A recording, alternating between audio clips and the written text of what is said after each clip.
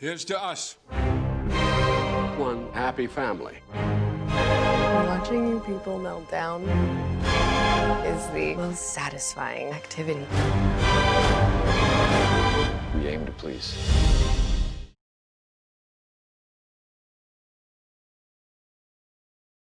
Hey everybody, welcome to Sublime Primetime 2020, presented by the Writers Guild of America West and the Writers Guild Foundation, in partnership with Variety and Final Draft. I'm Kelvin, your host and moderator for the evening. Our first panel is going to feature Emmy nominees for the Outstanding Writing for a Drama Series category. Without further ado, let me introduce our panel here today. With us, we have Chris Mundy, writer, executive producer, and showrunner of Netflix's Ozark. Thomas Schnauz, writer and executive producer of AMC's Better Call Saul, and Gordon Smith, writer, executive producer, also from Better Call Saul. Gentlemen, hello. First and foremost, congratulations on so many nominations amongst the three of you. And but more than anything, thank you for continuing to entertain us in quarantine. So much gratitude that there's good TV on for now. We'll see what happens next summer, but there's great TV, and I just consumed a lot of it. And so that clip package just raised my blood pressure by a few degrees. I wanted to sort of jump in because we have sort of an intimate, smaller group of writers today, and from a 20,000 foot up view, there's kind of an overlap of these two shows. You know, they both deal with Mexican cartels. They both have family dynamics. They both actually are slated to end next season. And yet on the ground level, I think from a viewer standpoint, and I wonder, presumably from a writer standpoint, they're vastly different. Tonally, the formats are different. The main characters are wildly different. So I wanted to sort of embrace that comparison and contrast and ask you, without getting too much into He Who Shall Not Be Named and this political moment, that we are in a moral universe at the moment. Take that however you will. That, you know, social media has a moral tint. I guess my first question is, writing a morality tale in this current state, how much has that completely affected the way you write the shows now versus how you wrote them on day one, if at all? I mean, maybe not at all. Or is it just in the room as an elephant? And I know this is a broad kind of disruptive question to start, but so much has been written about everything else. I just wanted to, that was my first question for, I guess I'll start with you, Chris, in the Ozark room. What is the discourse? What is the moral discourse? Yeah, they can argue it out. If either of them says something the other doesn't agree with, they're every day. You have to take mine on face value. You know, we talk about it a bit. We talk about whether or not we want or need to have any kind of judgment on our characters. I'm of the opinion I don't. I don't think we're writing editorials. I think we're art is to be interpreted by by whoever's doing it. So we just kind of like, we want our characters to go where our characters are going to go, and that gets into tricky things because you like them, but then they do bad things. And I mean, obviously, in both these shows, things are elevated. Hopefully, the people we know in our real lives aren't doing these things, but the characters are complicated in that way. You can like people who do bad things and make people who make terrible decisions. And then there's a certain amount of moral relativism when you're like, okay, can you undo some of your bad decisions by doing good? And that's really fun, but we're not trying to present the answer in at least in the way we think about Ozark. Just to press one more inch in terms of how the audience is going to receive the show, though.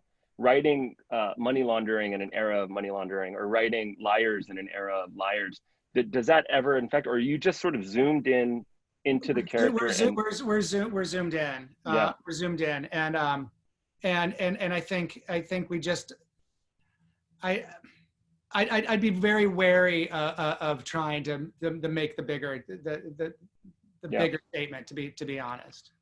Yeah. Gordon, Thomas, any thoughts on that? I agree with Chris. I think you get into real danger of trying to make a statement about current times, because it takes us so long to write and produce these shows that by the time you make whatever statement you're wanting to make, things have radically changed. I mean, we talk about the characters alone and don't try to let anything that's going on in the world now seep into. I mean, it's our own personal experiences. We talk about the character. That's about it. We don't think what this politician or that politician, or even when we were doing Breaking Bad, we didn't talk about the state of healthcare to talk about Walt's story. It just came up naturally. Luckily, I feel like lying wasn't recently invented, so like it was the kind of thing that we have built in from the get-go on the show to be like, it was always a morality tale. Like from the get-go, it's always been a sort of question of like, what does it mean for somebody to kind of drift away from a moral center, or what is it, and how do you, like Chris, you were saying, like, what is the weighing of that, like on a person? Can you undo it? Once you've done bad, can you undo bad? Once you've done good, are you good? Like, what is the state of a person's sort of moral being? I do think it resonates in a different way, but I feel like we have the virtue, at least, of that already being the show, and we can kind of focus on those questions of like, what are the moral choices? What does it mean for someone to make a choice that's a bad choice for a good reason, or a bad choice for a bad reason, or whatever their reasons are? And what is that? How does that sort of spin out? And I don't know if you guys find it on yours, but like for us, almost we've argued over decisions they'll make, like whether or not this character will make it. But people keep things that we've had total like knockdown, drag out fights about it in the room of like, oh, that's a bridge too far. We do it, and people are just like, all right. They continue to go with it, you know. It's funny. Yeah, go ahead. No, sorry. Just I feel like we've had not necessarily knockdown dragouts, but like conversations where like, I don't know, are we going to lose people here, or is this too far? And then when we have the kind of final version, it's like people are more willing to go with some things than I've been. Yeah, I think for the most part, we don't worry that often about what the audience reaction is going to be. The writers are always the first audience, and if we, as a group, like it, we go with it, and whatever happens, happens. We can't start worrying about, are people going to tune out? Or I think we did that a little bit on Breaking Bad. We were like, maybe we're gonna lose some. But I think we got to a point where we just let all that go, all that worrying about what the reaction is going to be. Certainly, by the time I got to Breaking Bad, they had already let Jane die by choking on her own vomit. So that was before me. I think once that happened, they were like, we could do anything. So that was a gift to be able to join the show after that happened. It's funny you bring that up. The process. I mean, presumably a lot of people watching this are working and aspiring writers. And so to what extent, especially in such a subjective show as Ozark, or Better Call Saul, to what extent do you know, as a group of people, when you found your North Star, or when you have landed on coalesced on the right, quote unquote, right decision, or is it a fight up until dailies are in and you're taking a look at how she delivered the line? Or no, it's usually, I don't know, like for us it's like, and almost in every good room I've ever been in, I've been in bad rooms too, but you just kind of know. I mean, it's like I would imagine how a band feels when they're like just like kind of like messing around and all of a sudden it becomes a song, you know what I mean? There's usually a point where you just kind of feel it and it works. There'll be arguments over certain decisions,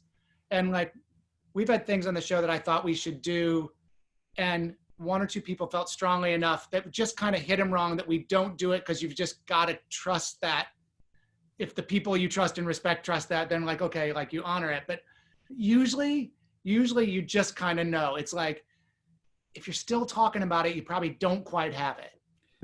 Yeah, and I'm sorry to gross everyone out, but a lot of the times in the room we will struggle, and then once we crack it, somebody, usually Peter Gould, will say, oh, I feel like I just took a 10-pound shit. I'm going to watch The Interpreter to see how she does this, because I want to learn. There you go. It's just red meat for The Interpreter, unintended.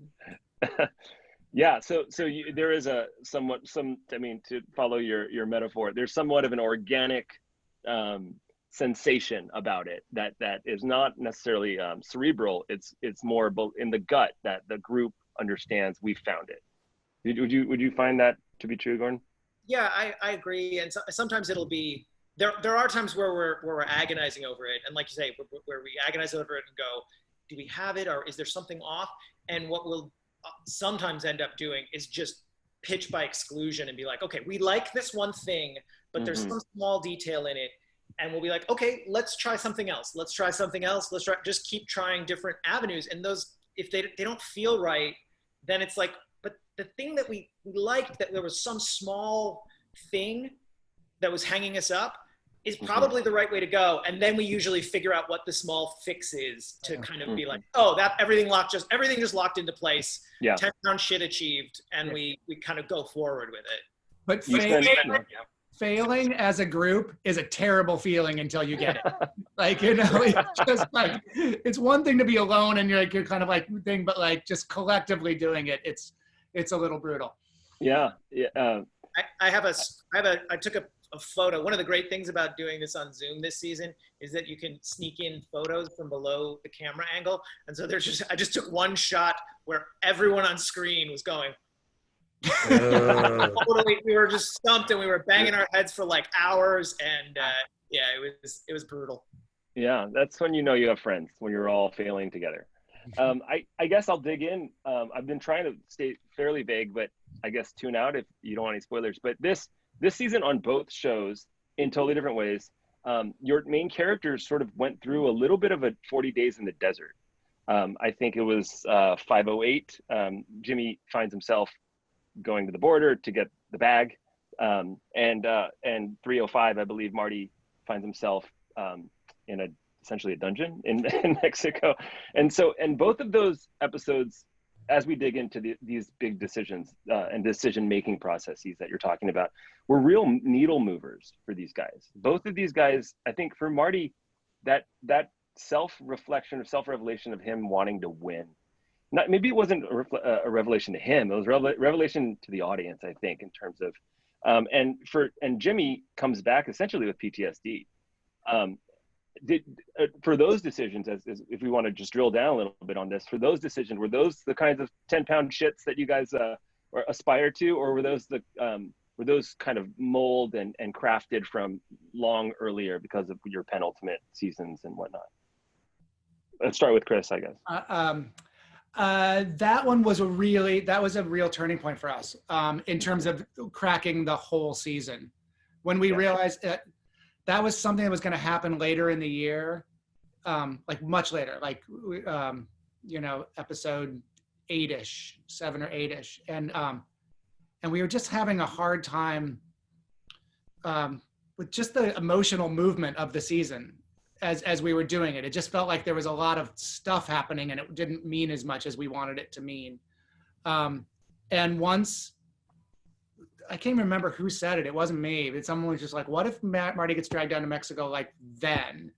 And like everything cracked open. So it was like us as a group, we were able to like see that all of a sudden the shape of the season took place, but also for Marty, like it was that exact revelation that is a revelation to him as well. Like this wasn't just an accident. And Laura Linney always says, and I it's been informative to us as writers, that like these characters don't know each other don't know themselves very well. They're a little emotionally immature, and that's been helpful and informative to think about it that way. And so forcing Marty to get a little bit of self-knowledge through extreme measures was really good. It meant we could move in places that he wouldn't naturally move, which was just great for us in terms of writing it. That's great. Thomas or Gordon, any thoughts on that big moment, that character sort of shaking moment? I mean, Tom, you can disagree with me if I'm getting this wrong, but in my memory, it felt like we actually kind of we had this idea about Jimmy getting the bail money for Lalo first. Like we just sort of had this vision of Mike and Jimmy wandering in the desert, and that would be interesting, and that could be something to bring them together. And as we were working on it, kind of the first challenge I feel like was figuring out why that makes a difference to them in that moment. Like, what are we getting out of this other than just seeing them suffer, which is always fun, but it's like, it's kind of hollow if it's just them suffering. And so as we were working on 508, it was sort of figuring out Jimmy's journey to like wanting to live, like that there's something, he's not alone anymore. He's not just a single unit, and if he dies in the desert, who gives a shit? He has something to journey back to. And then once we kind of figured that, then I felt like that was when we came up with the second part, which is Tom, where what happens to him after you've done this. You don't just leave that behind, and that you can't just like walk out of the desert and be like, so right. that was my remembrance, was we kept kind of asking, like, we liked the idea, and then we kept asking why. What is this telling us? What is this telling us? And then we kept getting more deeper into it. Right. Not only what it does to Jimmy, but what it does to Kim. What is Jimmy's disappearance and apparent death do to her, and makes her reevaluate why she's doing the things she does. She quits her job.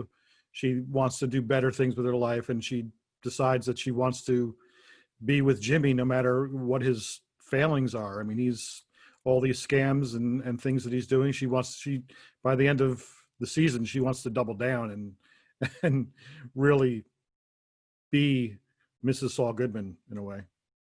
Mrs. Saul Goodman. She literally is his wife. That's the one thing I really do appreciate, that if they're sort of moral poles of your show, and he's the huckster and she's sort of the pro bono, that we're starting to see them move toward sort of a human Chewy center.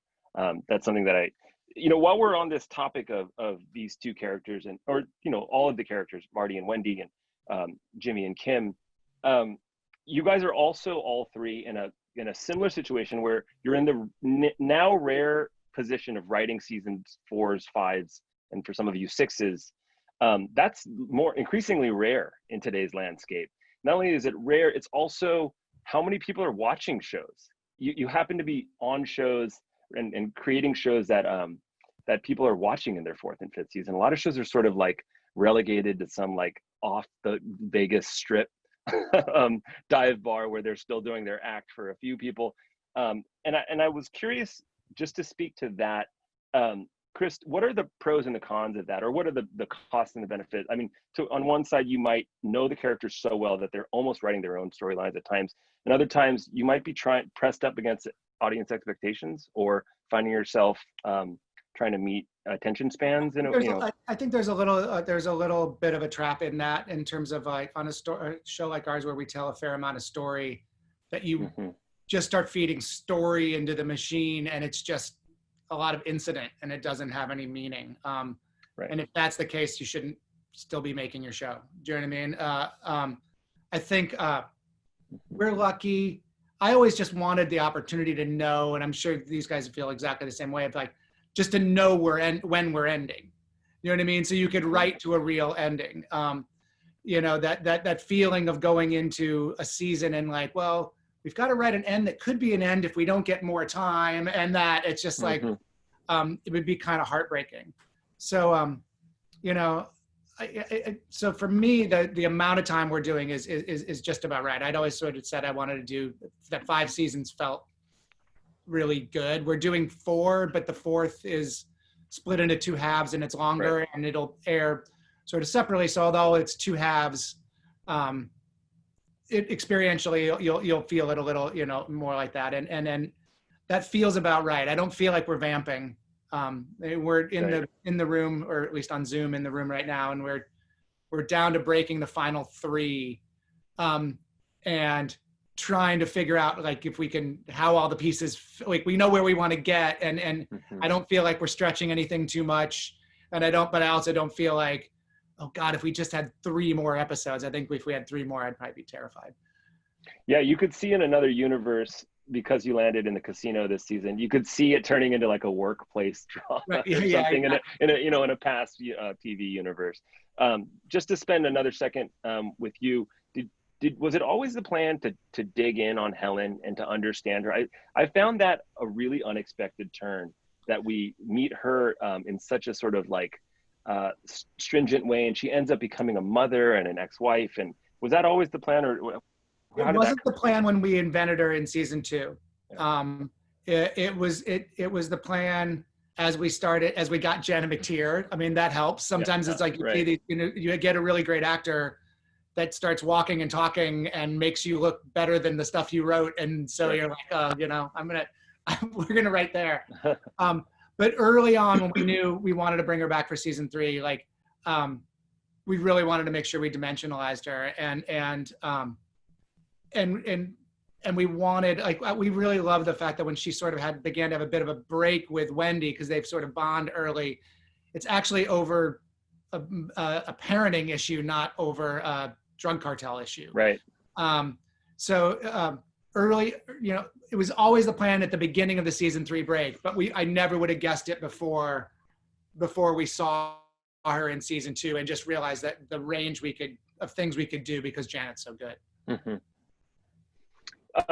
Gordon, Thomas, any thoughts on writing later seasons? I know you have a specific task in front of you, which is you almost have like an X marks the spot landing pad that you need to, for continuity with Breaking Bad. And any thoughts on these later seasons and finding your way, or is there just pure benefit of knowing the characters so well? Gordon. I think you put your finger on the big downside, which is like where we have the longer we go, the more we have to juggle the backstory of our characters and the front story of our characters. Yeah, it's a pain in the ass. Yeah. So it's kind of like it's sort of like two trains that are speeding towards each other in a way, and we're glad that they're going to hit each other, but you know, there's kind of a sadness to two trains hitting each other. So generally, yeah. In most instances, I've noticed. And sometimes it feels like we're standing on the tracks where they're going to hit. So there's a greatness to being able to know, like, we're constantly pitching things and going, well, sure, we could have that scene with a bunch of dialogue, or we could have one look from Ray Seahorn, and we just go, well, we'll do the look. And like, that's all you need to do. So that's the advantage as far as I feel like. Huh. Yeah, the image I have is you trying to push out a 10-pound shit while two trains are racing toward you. That's the image that we're slowly building throughout this. Thomas, when the trains hit, the shit comes out. So yeah, they could help ultimately. So glad I brought that up. Yeah, and I'm glad the interpreter is here, because we don't want any of this missed across our membership here. Thomas, you've been, all the way back with Breaking Bad, and you've been directing these episodes. And so now, as you live with this, you're in a unique position. Maybe you and the Frasier directors and writers are in that unique position of having spent all this time, more time than maybe some of your close friends in life, with this character. What is that experience for you, and as you prepare to say farewell? I'm trying not to think about the farewell. I cried when Breaking Bad was over. I mean, it was not the characters as much as the group of people I've been working with. And then this opportunity came up to continue with Peter and Gordon and Vince and Bob and Jonathan Banks. And it's like, it's a dream come true. Oh my God, we can continue this. Now I don't want to look forward and think about this ending, because it's a giant family we're working with here. And, it's just, and then looking forward to a different job. It's like, I want to stay with this group, but, Maybe you created a Marvel comic universe in Albuquerque where you can just keep creating new shows out of this.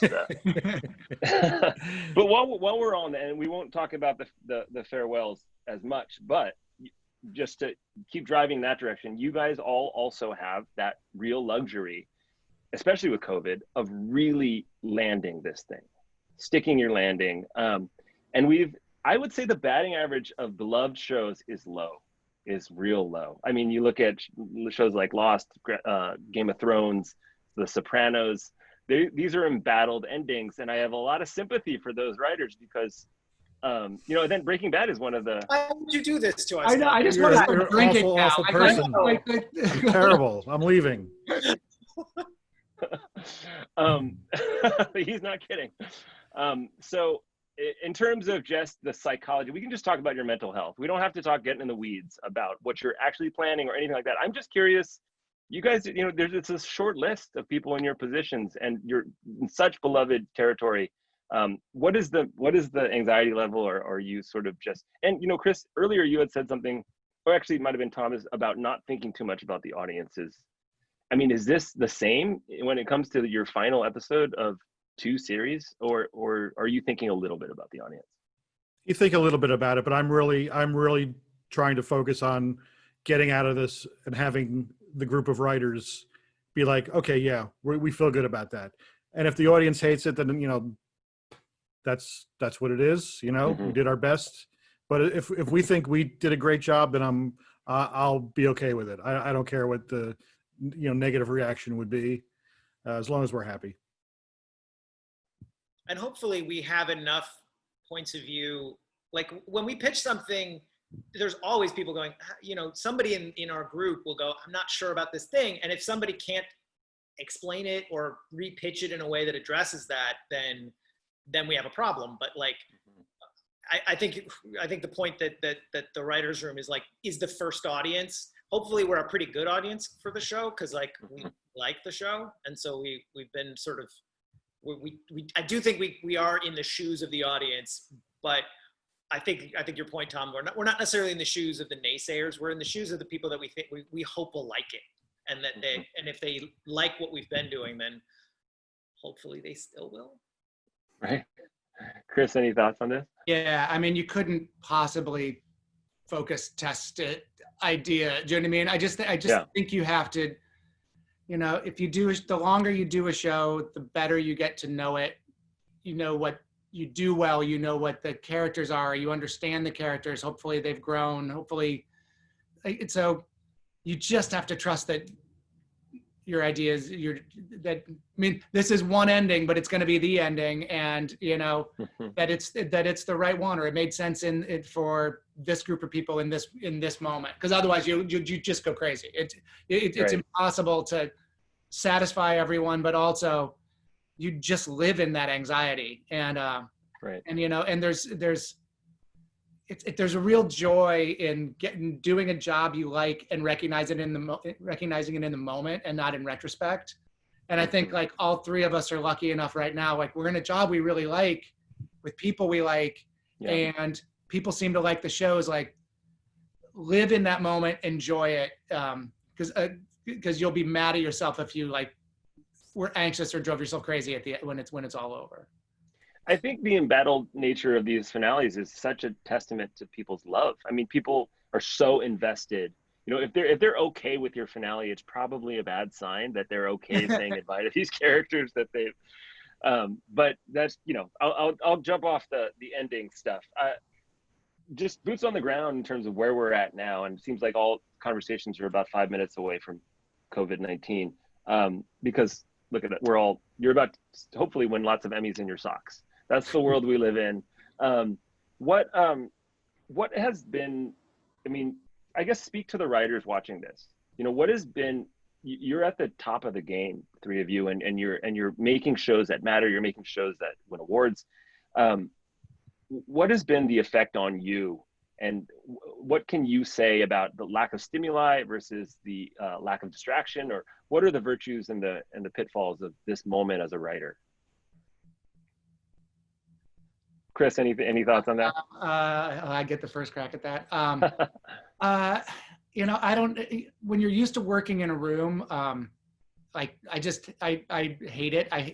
Everything about the Zoom room, honestly, I hate. I mean, we're lucky. We're a group of people that already knew each other well, so there's some advantage to that. But you lose the sort of magic of the moment, and it's like I was equated to like a drunken Thanksgiving dinner where people are shouting over each other, but like everyone loves each other, and it's the idea that comes 3 off the first thing that is actually the thing that sticks, and you can't recapture it, honestly. No. The only positive I could say about that is, from where I sit, we do a combination now of some Zooms, more documents that we group note. I work a little more just with the person on script at a certain point, just to like make it easier. It creates more work from my end, but there's also times where there's a little more quiet, where I can be in my own head a little bit more. Because sometimes, like when you're in a room all day and you're doing like other things involved with production, it's not till like I'm home later and it's night and I like sit down that my brain starts like filtering through everything that I thought, and I process stuff and scribble notes to myself. And there's a little bit of those moments more because we're all isolated. But besides that, I don't take away a lot of good. I think you stories are about connection, and writing stories in the way TV's done is about connection. And so taking away connection just it sucks basically. Yeah, this is the hardest season in the room, but thank goodness the technology exists, because we get to work as opposed to not working and being and figuring out what the hell am I going to do with my life. But we can actually work together and keep making the show, and hopefully getting it ready by the time we're allowed to regroup and shoot. But there's something definitely missing in the way that we communicate with each other, and we are now raising hands when we want to speak and say, because it gets too chaotic if everybody's trying to talk at once. Right. Yeah, you just can't. It's hard to convey, I think, to people what the difference is, because I'm sure a lot of people go on Zooms, and I'm sure a lot of people go on these kinds of chats for a meeting or something. There's a lot of people that have moved to this format, and like Tom says, thank God it exists. But imagine you're doing that for 6 hours, 8 hours, 10 hours. Like that's the job is a meeting for all that period of time. And the technology is great, but it's hard. You can't interrupt people in the same way. You can't talk over people. You can't even, like right now, all I can hear, because of the way this is set up, I can't hear any tiny cues. There's tiny cues. There's sounds of people moving. There's other cues that you get in a room that somebody else wants to speak or has a point, and then you can cede to them. Or there's ways that you can do that, and they don't exist. So it just slows things. It slows things down, and it makes people jump on top of each other. And I would also say for everybody everywhere, this is the job. Like Chris, you were saying, this is about telling stories, and like it's about connection, and it's about feeling things and trying to connect to that part of you that feels things. And most of my day now is about me not wanting to feel anything. It's like, no, I don't want to feel that. That's pretty overwhelming, or like that's a terrible thing in the world. Like, so having to live with those two dichotomies of just like, no, you're okay. You're not actively in trouble. It's okay. I know there's a lot of bad things, but like, and then also be sensitive to what's going on in a story. The conflict in the headspace is a little bit maddening. Yeah, there's also the chaos of bumping into somebody at Starbucks or a fender bender on the 101, and so much of that is minimized. And sometimes those things work their way into writing and into storytelling, and there's just less of it. Our lives are so much more controlled. It seems like you have to generate it from zero, so to speak.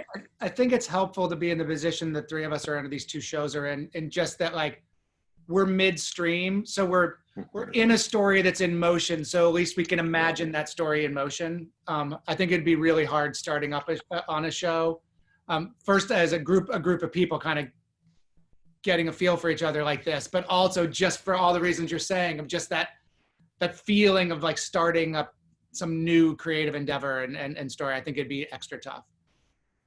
Yeah, speaking of just everything in flux, right? Like 2 years ago, if somebody said this is where we would be, you'd think they were crazy. Or if somebody said put $500 down on this being the situation, you would never do it.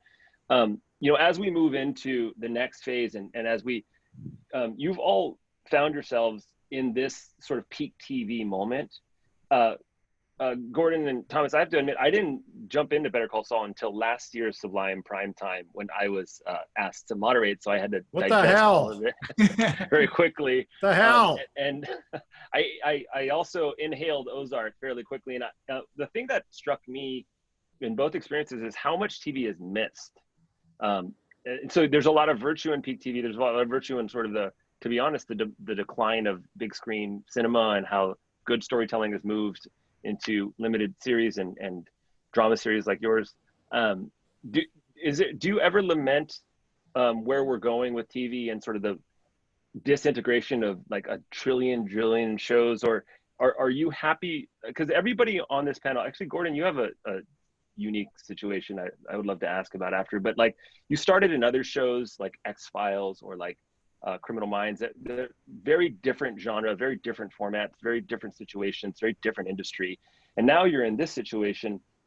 I guess I'm just asking you about like the curvature of the earth and how everything just is moving forward. And do you feel like it's moving in a way that's positive for storytelling, or is it getting difficult to be seen?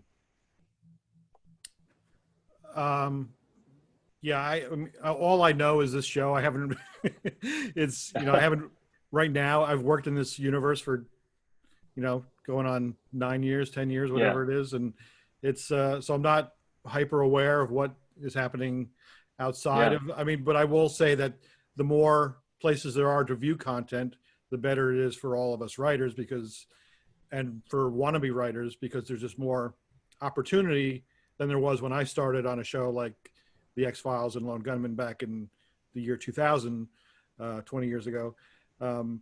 There weren't that many opportunities. There were certainly more than 10 years prior to that because you had more cable shows, et cetera. But it just, I don't think a show like Better Call Saul would exist right now if not for the fact that there are so many places to. I'm not even sure if that was the question you were asking, to be honest. Yeah. I'm curious about your just everybody's take on the state of things, because so much is in flux and we don't know where it's headed. And 5 years ago it didn't look like this, and 5 years from now it won't. So it's a very broad question, but I feel like in some ways, I have no idea, but like I feel like the corporate overlords take and the corporate overlords giveth away, because it's like you have this opportunity because there's such a hunger for content in different streams and different streaming services and so forth, that maybe there's more room. Like Tom says, there's definitely more room for shows like these that are they're going to find an audience that's passionate, but they're not necessarily, a show that every single person everywhere is going to find okay. Right? That seems like that's the old model of just like, well, I need to make something that 17 million people can watch in a sitting and they all like it enough to not walk away. So I think there's an opportunity there, but at the same time, because there's this fragmentation that also is sort of leading towards a semi-fragmentation with like Disney and Fox combining and some of the big players combining, it seems like I don't know which is going to win out. Is it going to be the consolidation of media empires, or is it going to be the kind of diversification of streaming channels and having different voices? So I'm not sure. I hope that the diversification wins out, because I think that gives more place for more people to find things that are good for them and that are interesting and that are different voices and stuff. Yeah, I tend to think that. I'm an optimist, but I tend to think that will win out.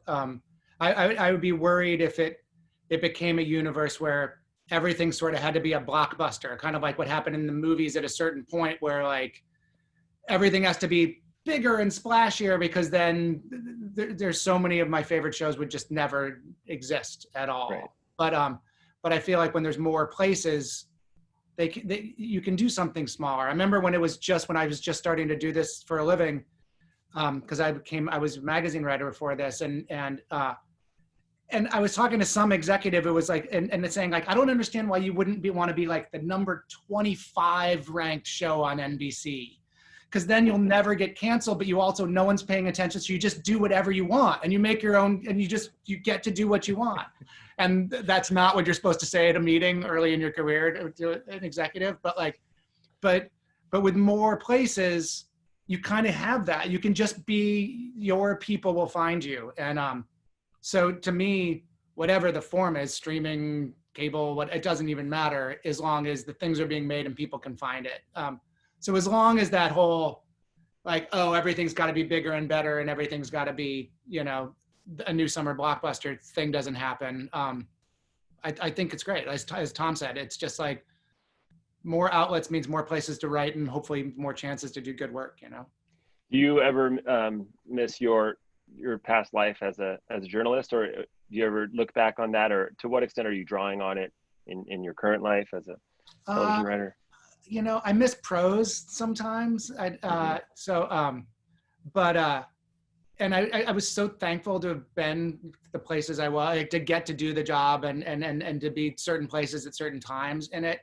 But I'm thankful that I did it, and I'm thankful that I'm out of it now. What it did is being a journalist allows you to kind of see behind a lot of different curtains. You get to sort of be under with like whatever thing you're doing or people you're profiling or situation you're doing. And that really equates to the way you look at television and you look at characters and you want to get to try to tell their story inside out. So they're actually, it served me well, you know, in terms of like developing a skill set or at least a curiosity.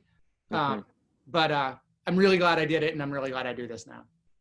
Yeah, I think you got out at the right time. Yeah, that's the other thing. All my favorite things like magazines and, you know, records, everything's disappearing. Yeah. Gordon, you've had a crazy ride with the Breaking Bad, Better Call Saul journey of it all. Did you? I tried to stop it, but I couldn't. You tried everything you could, and yet nothing. Wait, Group sorry, fail. yeah. And I know you directed this season. Is that in your future? Is that sort of the trajectory of where you're? And what did you take away from that experience? I hope that I get the chance to do it again. What I took away from it is it's so much harder than I had thought it might be. I mean, you know, we have the luxury of producing our episodes, which means that we go to set and we're with the director. So we're kind of in lockstep with the director through the whole production process. But so I was like, I get this. No, it's this, but talking to the actors, it's just, there's just so many decisions that happen and so much pressure that you're under. Like I just didn't, Peter Gould told me that I was not going to sleep through most of it. And I was like, sure. And then I couldn't sleep at all. I just, you know, I'd get a couple hours a night and then would just be up agonizing over past decisions and future decisions. So I took away a profound respect. Not that I disrespected the craft before, but I just from sitting in those shoes of just going, oh my God, I had dinner while I was out there with Jim McKay, who was prepping the next episode after me. And I'm like, Jim, I don't know how you do this. I have no earthly idea how you do this. Like go from show to show and do another show and do another episode and get inside those characters so fast and get inside those stories so fast. So my respect for the craft just went up exponentially for people that do it and just understand how to break down a script so fast and get inside the characters and know what all the departments need. And so it was an eye-opening experience. If you could graph your anxiety in that process, did it peak in prep? Did it peak during the shoot? Did it peak in post? Just curious how it trends. Yeah, for me, I'm fairly comfortable in post. We spend a lot of time also in post on this show, so I feel like that's a breath where you come down. So for me, it peaked during production. Like during prep, I'm like, okay, this is just prep. This will be fine. I can get through this. And then we start shooting. I'm like, oh, it's not getting any better. And just kept going. And then finally we were done, and I like came home and could like actually look at what I had done and start fixing it. Like post just feels like, okay, I just made a bunch of mistakes. Let me see how I fix them. And that's very practical and grounded in a way. I'm curious, and I've always wondered this. I've never really been able to ask people at your guys' level, but to what extent do you guys watch other shows and not necessarily compare and contrast, but sort of engage other shows? I write on a half-hour comedy, and I don't watch a lot of half-hour comedies. It's not necessarily my appetite. When I was 20, I was a waiter in California Pizza Kitchen, and I didn't eat a lot of pizza. You know, like, so it just didn't feel good to me. You see a lot of half-eaten pizzas getting thrown in the trash, and it doesn't make you want to go after a freshly cooked one. So just curious how you guys consume as viewers, what you consume, and how it affects you as writers, if at all. Thomas, any shows out there? We just did a full rewatch of The Wire and a full rewatch of Deadwood. Just finished last night. And I mean, I love drama. I love to learn. I love to see how other people do it and learn from those shows. We watch a lot of television. I've always watched that's why I weigh as much as I do. I sit and watch a lot of television. That's interesting though. Those two shows, they're definitely of an ilk. They're not necessarily this generation shows. They're the great shows of generations past. But so is there a reason for that? Are you seeking out some kind of germ of? No, we just felt like it was time to see them again. I actually had not seen the Deadwood film, the final finale, so that was part of the reason of watching Deadwood again, because we wanted to watch all the way through, and then we're probably going to watch that tonight or tomorrow. But we watch comedies. We watch What We Do in the Shadows. We're huge fans of. I mean, I watch Survivor. I watch reality shows. I watch a lot of everything. A lot of sports. So you're a consumer. I love entertainment and escaping. Yeah. Chris, any shows I go through waves. There'll be times when I watch a ton, and then there'll be months. It kind of depends on the ebb and flow of work a little bit. Same thing with reading. I read a ton of books, and then there's a point in the making of a TV season where I realize 2 months have gone by and I haven't picked up a book just because you're just inundated with stuff. But I try to watch a fair amount just to know what's on and what's good, because I know there's really good stuff out there. Yeah. And then I have a 13-year-old and 16-year-old daughter, so a lot of times we'll have some, we just, with my 13-year-old, we were just watching The Great, which might be very bad parenting, but was really fun. And there's every once in a while there'll be a show that works. We're watching Rami with her, and so there's different times where you'll find those kind of things, like I'm dying for a new season of Atlanta, but it's just not coming, so I'll fan out on things, now and again. You turn off your writer brain as you're viewing, or are you sort of? No, you kind of. I don't know. I can't really do that. Totally. Right. I mean, I can be a fan of it, but it's sometimes I'll be critical of things, being like, well, why did they do that? And then sometimes it'll be the opposite of just oh my God, I know what they just pulled off is amazing. Do you know what I mean? It's talk about I think season 4 of The Wire is the best thing ever on TV. Mm-hmm. And they made middle school. It was about middle school. How do you make that great drama? You know what I mean? So it's sometimes you just marvel and almost try to figure out why you even think it's good, kind of against all odds. Yeah. Gordon, you watching? I usually watch, I also watch stuff, but I tend to watch, I'm usually a step behind. I will wait.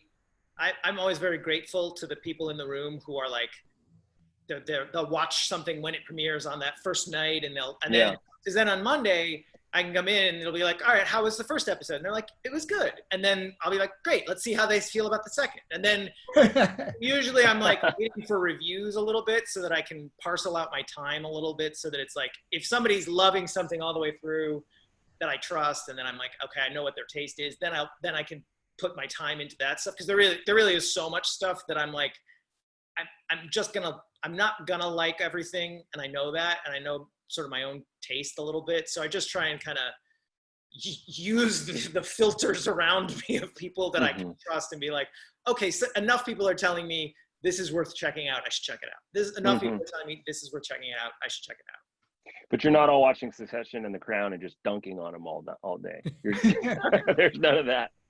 We have just a minute or two before the Q&A, but I had one more question I realized I forgot to ask, which is that both of the shows that you guys work on have comedic leads. And I'm curious to what extent you find yourself in dailies, or you find yourself even in writing sort of going too far in that comedic direction, having to pull it back because of the genre, or if it's always a great pressure valve to have right there, that Bateman or an Odenkirk can give you a little bit of can cut the black coffee with a little cream anytime you need it. And how do you guys weaponize that? Or is it just sort of baked into the batter and you just are writing Marty and Jimmy? And then we'll go into the Q&A, but just curious about that alchemy. I know for us, it's funny. I think when you have a comedic actor who then is as good dramatically as both Jason is and Bob Odenkirk is, it just adds a depth to everything. Even when they're just playing everything straight, there's just a layer in there of warmth and humanity that you just get. I know for us, season 1, we wrote little more humor. There are things we cut both on the page and also that we filmed. And Jason and I have talked about this a bunch, because I think he was worried at the very beginning that people are gonna, seeing him in it, are gonna think that it's supposed to be a comedy. Yeah. So he worried about that. And then going into second season, he's like, well, we can be, I feel a little safer being like a little funnier, but the way our seasons broke, season 2 like had less room for it. It was just a little dark. It was a darker place. Right. So, but mostly for us, it's like, I feel like when we have a little bit of a balance, even if it's an 80-20 balance, we're at our best. And Jason's voice is so spot on that you just, you can weaponize it. You can put it into into spots. And the other thing it did for us, not to have too long an answer, but his character had done terrible things before the series ever started. It wasn't like you watched the evolution of it. It had been made off screen 10 years before. Right. And if he didn't have that warmth and wasn't so likable and that timing, people would have dismissed us before it ever started. So Absolutely. We reaped the benefit of that from the very beginning. So like we're living off that, just from the get-go. He has a rhythm to his cadence too when he wants it that really helps you fly through some dark material. It sort of gives you a little bit of a singy. It's so useful. Bob, go ahead. Were you going to say something, Chris? No. Oh, okay. Yeah, Bob Odenkirk, obviously, Mr. Show and SNL, and you have. We're working with a comedic legend, so we know if there's he has such good taste in comedy that I think he will. If we try to be funny and we're not, he'll fix it. Or if we're going for comedy and he's like, I don't know, we need to go for comedy. He's always willing to be like, we don't need that. We don't. I know it's there, but we don't need it. Right. Yeah, a natural joke writer is on set at all times is pretty useful. We have some great questions from viewers. Yes, people are watching, and I'm going to pick without reading. From Andrew Aurelian.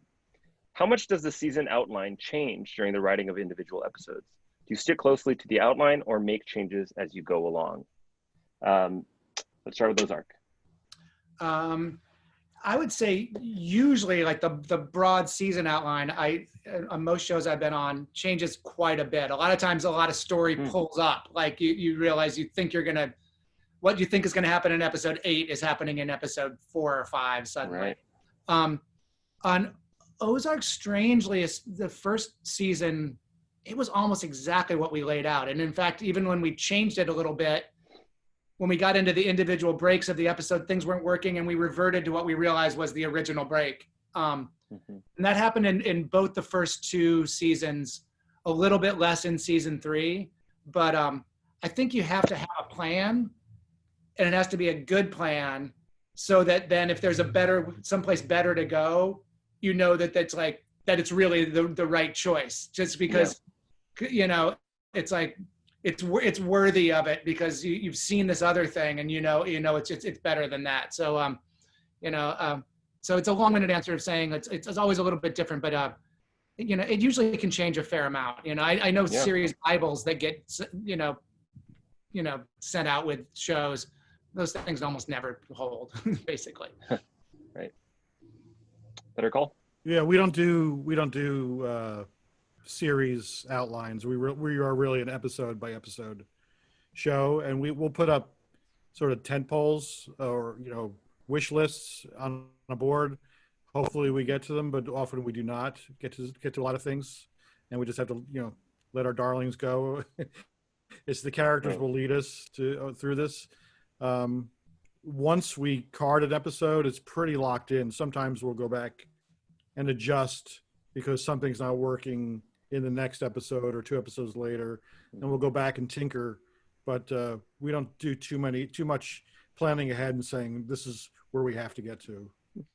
I feel like we do that most near the end of the season, like when we're like, okay, we've got 3 or 4 episodes left, where maybe we'll have an idea of maybe not, but maybe we'll have some idea of where it might be nice to leave a season if we can get to it. So then, do you all sort of find that the thing has inertia by close to the end of the season, or are you looking for 10-pound shits all the way up until just trying to bring it full circle here, guys. This is a serious writer conversation. Yeah. Are you looking for those epiphany kind of big moments all up until the end, or are you finding that it's sort of cranking and a well-oiled machine by the end of the season? We struggle right up till the very end. I mean, Yeah. it's probably it's probably why it takes us so long to do these damn seasons, because we are really going episode by episode and not, trying to figure out, oh God, what do we do next? Yeah. Ours probably gets a little easier toward the end, just because everything's winnowing. If we know, you know what I mean. It's like there's less. Yeah. There's less choices. There's choices in terms of execution, but not in terms of what you're trying to pull off. So, I've written the last episode of. It's funny. I had a conversation with Peter Gould about this, and he had the exact opposite experience. But I'd written the finales of them all. I'm like, that should be the easiest episode to write, just because it's all like you're like, and he's just like, no, that's not my experience. But again, I think if you are going one by one, it's different. We might have harder times in the early times when, you know what I mean? It's like, it's an equal and opposite thing. You don't get out unscathed either way. Yeah, I would say at the beginning of the season, I feel like there's less pressure. By the end of the season, you're trying to tie up you're trying to make so many things connect that the pressure really fills on to have all these different storylines and threads make sense. So that's why Peter and I agree that it is harder to write the finale than the earlier episodes. But I will say, once we get to about episode 7, Gordon, I don't know if you agree, but usually by episode 7, we will see what the shape is that gets us to that final episode. The clouds part a little around there, and it's just like, okay, what have we been doing? What is that? What does that mathematics add up to? Okay, we've been doing this. It kind of what have we promised through, and then we have to figuring out, how does that work? What does that look like? Yeah. That's great. Another question that somebody actually had for Chris. Can you talk about the research you did to craft Ben's illness? Did you guys do a deep dive into bipolar? And we did a deep dive into bipolar. He did his own kind of deep dive into bipolar.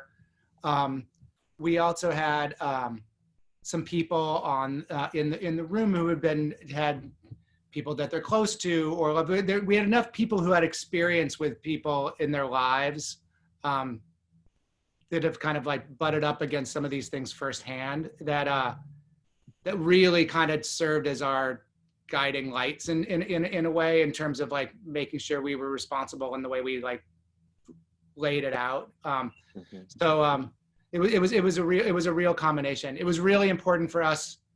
We'd mentioned his illness in past seasons before you ever met him, but it was really, really important to us when he got on the ground there he was as well as he was going to be, and he was on his medication, and he was close. We wanted to meet him, the person, and not something that just represented like a disease or a mental illness. And so that was what was really, really important. And we took all our time trying to like stake out how we did it kind of in real time, or you experience it in real time, or his stress in real time. So it was a real combination of things, but that's the thing we did. We went back and sort of like really banged on it to make sure it was solid, more than anything else we did all season.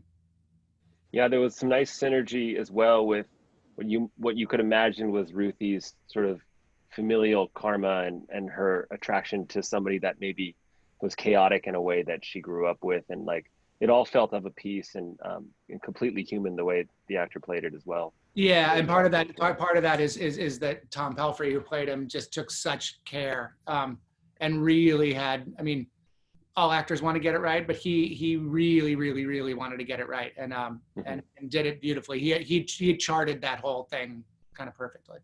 Yeah. In a few short episodes, not a huge. He didn't have that many episodes to do it. Pretty impressive. This is for Better Call Saul. What character or storyline was the most divisive in the room, and how was the final choice or agreement made? We kind of covered this, but is there any particular character that seems to always create fistfights in the Better Call Saul room? I feel That's like from Joseph Velasquez. and my answer tends to be that like everything's equally divisive. Like there's not like two warring factions and one side wears red and one side wears something, and we have pitchfork. Like we just talk through everything that we can about this is my experience of it. It's like it's all equally cohesive and divisive. Like we are a team and we're all trying to come up with the same line through. And of course we disagree, and somebody will go, yeah, somebody will pitch and be like, I think it should be this. And someone else will go, yeah, but what about this? And usually the other person goes, oh, that's a good point. Let's try to incorporate both the things that we were just talking about, and they come together. So I don't know. I haven't really felt like there's someone's tugging on one character or one storyline, and then we just sort of resolve it by battling it out. I feel like we try and sort of ask everything we can about the characters and just gather all the information about where they've been. And that helps us to sort of go, okay, well, with all that in mind, this is the way through. And then it sort of resolves itself without us. I mean, Tom and I accept it. Tom and I get into fistfights all the time. That's it's more like a greased wrestling match. I wouldn't say fist fight. Yeah, we don't really have a lot of divisive arguments. I mean, I feel like season 1, there was a character we wanted to introduce and it just didn't happen. It was and also Lalo we wanted to introduce much earlier, and it just for some reason was not surviving in the room. But luckily Lalo did make it into the show. And but other than that, there's no battle two station. characters, we didn't really have any big fights.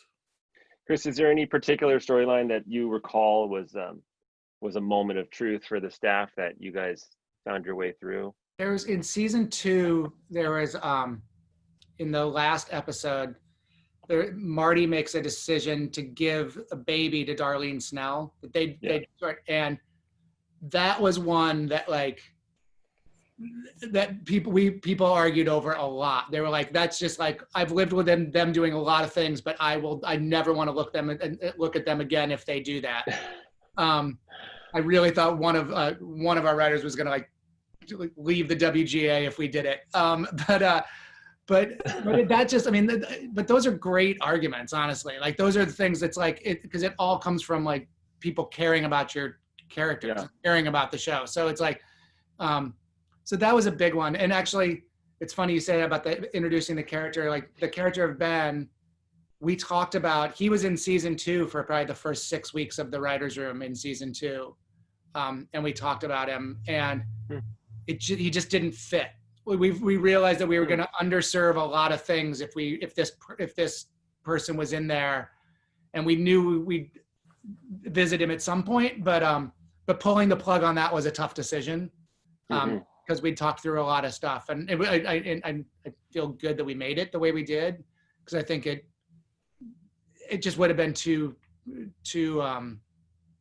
muddy in season 2. We would have had too much stuff going on.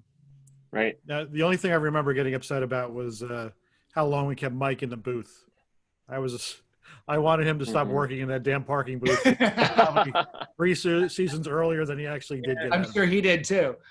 Yeah. That's